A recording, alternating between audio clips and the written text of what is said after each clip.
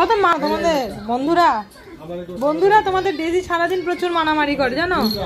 দাদুভাই ওখানে দাদুভাইয়ের ছবি রাখা আছে আর ও পাশে দিয়ে বসে পড়লো। হ্যাঁ হ্যাঁ, সম্মান মান সম্মান বলে কিছু নেই। দাদুভাইয়ের দিকে পাছু, ঠাম্মির কাছে যাচ্ছ এখন, ঠাম্মি পিটাবে তোমাকে। দাদুভাইয়ের দিকে পাছু দিয়ে বসছো তুমি। ভরতকল।